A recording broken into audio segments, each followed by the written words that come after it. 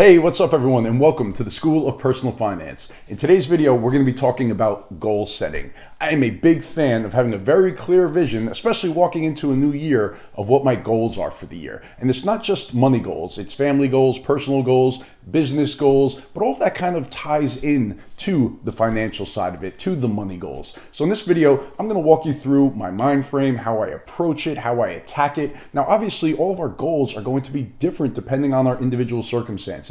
So I'm not going to tell you what your goals should be, but I'm going to try to open your eyes as to some things that maybe they should be, and also just try to help you figure out on your own how to go about it, how to attack it, and how to have a great 2021. All right, let's get to it. All right, so this process that I'm about to go through with you, it doesn't happen in an hour. I do this over a few days, usually the last week of the year, but then it's ongoing even after that. Like, I'm always thinking about this stuff, but that last week of the year, I really try to get things down on paper and get very clear and focused moving into 2021. So now the first thing that I do, I call it a dream session. And with the dream session, again, I wake up early, I sit on my couch, I close my eyes, and I spend like a good 30 minutes just thinking about my ideal life.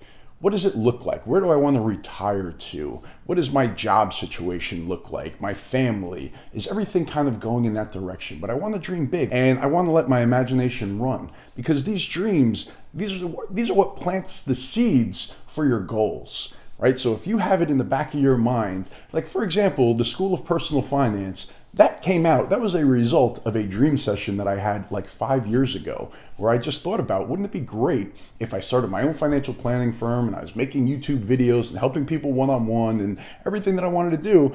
And it took me a while to get to that point, but at least I planted the seed and I had the goal and I started incorporating it actually in my goals. How much money would I need to save to leave my other job and start my own financial planning firm, all of that stuff. So the dream session, it's important, and you should spend some time on it thinking about what your ideal life looks like. And then the next thing that I do is I reflect on the year that just passed. So this was a fun one, because 2020 was a great year.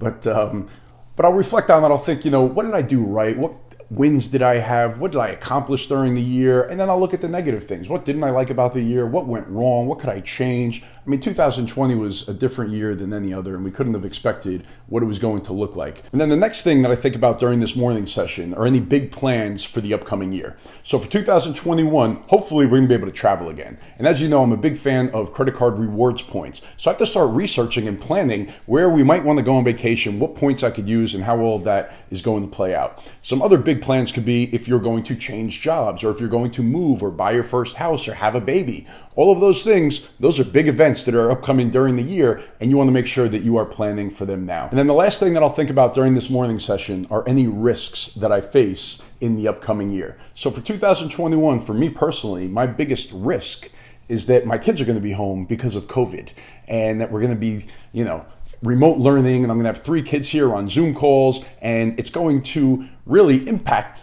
me being able to reach my goals, especially my goal of doing 2 YouTube videos a week. I can't do 2 videos a week if my kids are home all the time. It's actually impossible. So I need a contingency plan. If that does happen, maybe I change, where I'm filming the videos, and I go to a different location where, my 3-year-old won't be climbing my back as I'm making the video. So what risks do you face in 2021? Could you have a reduction in hours? Could you lose your job? Those are big risks that need to be planned for as you walk into the new year. And it's going to shape what your goals are. If that is a big risk for you, that you might not have a job or not have an income, then obviously emergency fund, that's going to be a #1 priority for you to make sure that you are stashing cash in case you do get laid off. All right, and now the next step, which is usually a day later, I'll let everything stir around in my brain for the night. And then the next day, I'll sit down and I'll try to get much more specific with my goals, come up with an action plan and exactly how I'm going to carry it out and how I'm going to track my progress. So for example, for my business, I have specific goals of how I want to grow. So I want to grow my YouTube channel. How am I going to do that? I need to put out more videos. I also need to ask people to like and subscribe to the channel more often. Shout out to my wife for getting me this awesome shirt. And then for my financial planning business, I want to grow. I want to add 30 clients this year.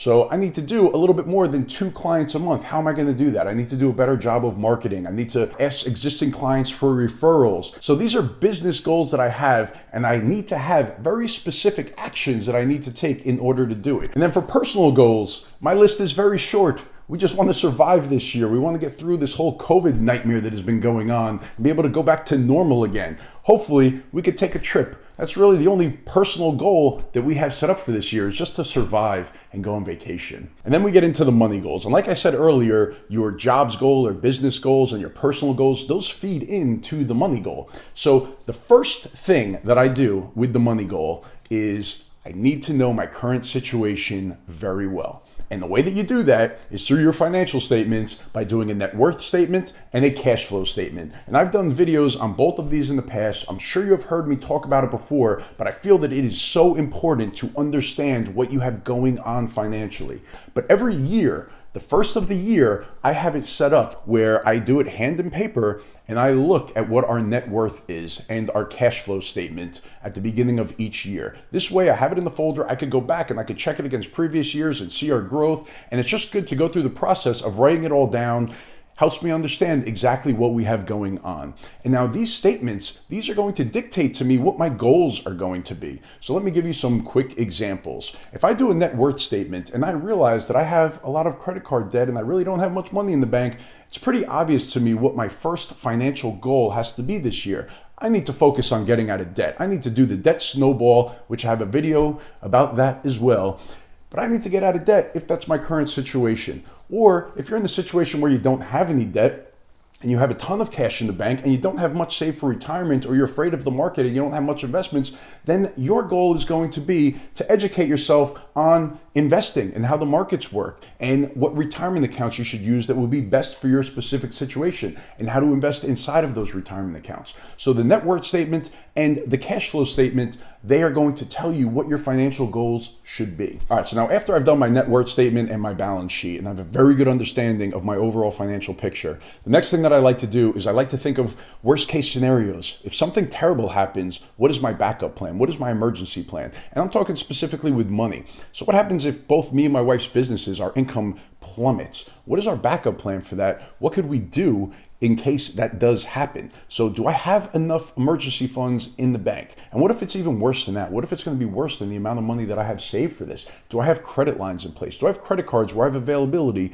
where in the worst case scenario, I could use those credit cards to survive, to get by? What about a home equity line of credit? Do I have one available where I could pull money if I need to? What about other assets that I could pull from? Do I have something that I could sell if I'm really in a pinch? Do I have retirement accounts? Do I have Roth IRAs where I could pull out contributions in a worst case scenario and it's easy money for me to get to? Do I have a 401k that I could take a loan against? So I like to have a clear picture of this, of where my emergency funds are going to be pulled from in a worst case scenario.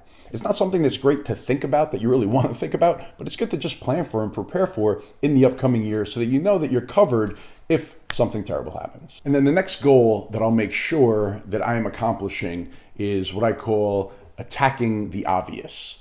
And what I mean by that are obvious things that you know that you should be doing, that maybe, life got in the way, or you just haven't been doing them, or you fell behind on certain things and it just hasn't worked out, getting back on track with those things. So what are some obvious things that you should be doing? The first one is, if you have high interest rate credit card debt, you should be paying that off. That should be a priority. It's like a guaranteed rate of return. If your credit card is charging you 19%, by paying that down, it's like a guaranteed tax-free 19% rate of return on your money. You need to focus everything on that before you could move on. So if it means stopping contributing to a Roth IRA or to a retirement account in order to get that debt paid off, then that's what you got to do. But that has to be financial goal number one for you going into the new year. Other things would be like not getting the match on your 401k. If you have a 401k where they offer you a match and you're not taking advantage of that, that's a no-brainer. That's something that you should obviously be doing and taking advantage of because it's free money. Funding a Roth IRA could be another example. It's something that you know that you should be doing, but you haven't gotten around to doing it. You're saying, I don't know where I'm going to get the money from, but you have to pay yourself first. You have to set it up automatically, send a few $100s every month into your Roth IRA. You won't miss it and live on what's left. Another one that would fall into the no-brainers is if you have people that depend on you financially, you need to have term life insurance. So if you don't have that, if you've been putting it off for whatever reason it is, you just haven't gotten around to doing it, make a goal, make a phone call, go get it done. You need it. You need to have term life insurance. If people financially depend on you, you don't want to leave them in a crappy situation if something were to happen to you. So that's another one that's a no-brainer that you just need to accomplish. The next money goal that you should really be thinking about a lot, and I am very focused on it right now, is retirement savings. And honestly, it doesn't matter how old you are, because you don't know when you're going to have a life change, when you're going to want to retire, maybe leave a job, maybe start a business. You need to start saving for retirement now. If you haven't seen the video that I did on how compound interest works, you should go back and check that one out. Because if you're like 25 years old watching this video right now thinking, I have so many other priorities besides retirement, I'm telling you that that's not correct. Saving for retirement now, it's just going to have all those years to compound. It's going to lighten the load that you need in future years. So in your 50s, you're not going to have to save nearly as much because you're going to have a pool of money that's compounding, that's doing all the heavy lifting for you. So it's important to get started early. But my point is, the most important thing is just understanding where you're at, where you want to be, and how you're going to get there. What do you got to do this year? Can you max out your 401k? Can you contribute to a Roth IRA and max it out? Do you get an employer match? All of that stuff, you need to use that in the calculation to see, are you on track to be able to retire, when you want to retire, where you want to retire, and have a plan in place for it. It's never too early to get that plan in place for retirement. And then the last financial goal that I personally set for myself, and which I think you should set for yourself as well, because I believe it's the most important variable when it comes to all of this stuff, is to focus on your income and your education. So income, it's what moves the needle. If you make 300 grand a year, it is much easier to not have debt, to save, to invest, to have money than if you make 30 grand a year. So increasing your education, if you need to go back to school or get a certification or, learn a new skill, those are the things that you should be focusing on for 2021. You want to grow your income. There's only so much expenses you could cut in this world, but if you grow your income, the world is your oyster. So that's what I'm focused on in 2021, and I think that's what you should be focused on as well in 2021. All right, everyone, that is it for this one. I hope that you got something out of that. I look forward to making many more videos in 2021. Please make sure to like and subscribe to this channel if you've not done so already. Go over and check out schoolofpersonalfinance.com if you'd like to hire me as your financial planner, be one of those 30 families or individuals that I'm going to be working with this year. I would love to have you aboard. Go check it out, see the different ways you can work with me, and I will see you in the next video. Thanks.